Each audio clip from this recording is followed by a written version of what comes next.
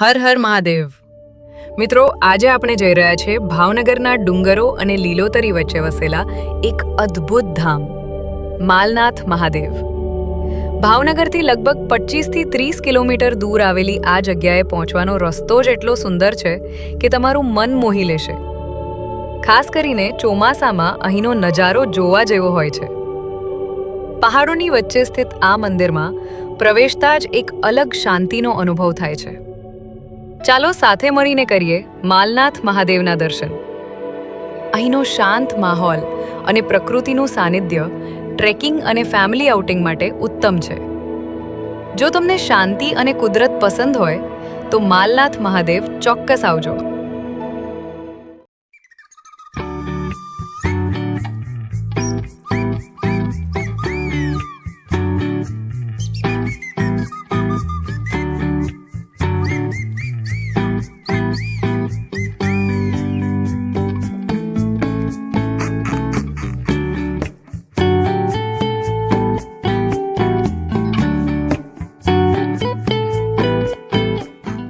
આપણે માલનાથ મહાદેવના દર્શન બાદ હવે ડુંગરનું ચઢાણ શરૂ કરી રહ્યા છે.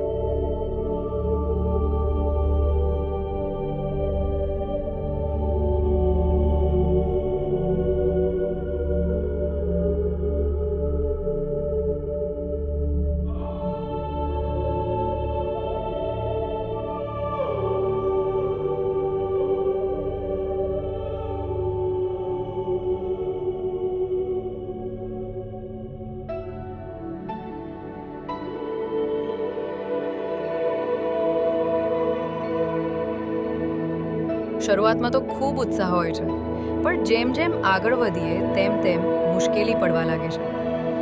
થોડી વાર ચડ્યા પછી શ્વાસ ફૂલવા લાગે છે અને પગ પણ ભારે થઈ જાય છે. પણ અહીંથી દેખાતો આસપાસનો કુદરતી નજારો આ બધા થાકને ભૂલાવી દે છે.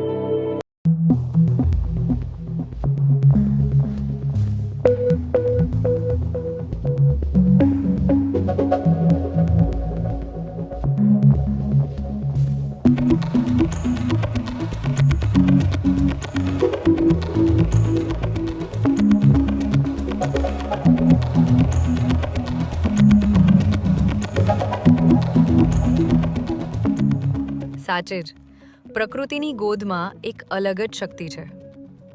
આખરે મહેનત રંગ લાવી. ઉપર પહોંચીને જ્યારે આટલી ઠંડી હવા અને સુંદર નજારો મળે ત્યારે બધો જ થાક ગાયબ થઈ જાય છે.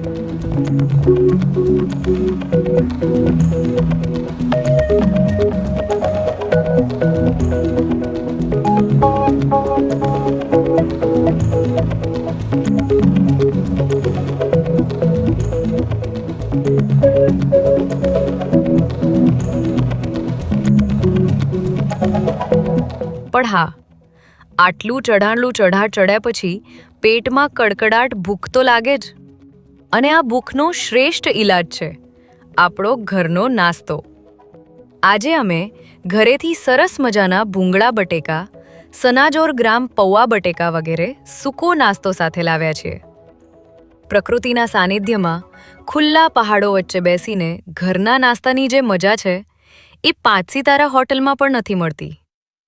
કહેવાય છે ને કે પહાડોની ટોચ પર બેસીને ખાધેલા આ નાસ્તાનો સ્વાદ કંઈક અલગ જ હોય છે. મિત્રો, જો તમે પણ ભાગદોડ ભરેલી જિંદગીમાંથી થોડો સમય શાંતિથી વિતાવવા માંગતા હો તો પરિવાર કે મિત્રો સાથે માલનાથ મહાદેવની મુલાકાત ચોક્કસ લેજો. અહીંનો પ્રકૃતિનો અનુભવ અને દર્શન બંને યાદગાર રહેશે. જો તમને આ વ્લોગ ગમ્યો હોય તો લાઇક, શેર અને ચેનલને સબસ્ક્રાઇબ કરવાનું ભૂલતા નહીં. કોમેન્ટમાં હર હર મહાદેવ જરૂર લખજો.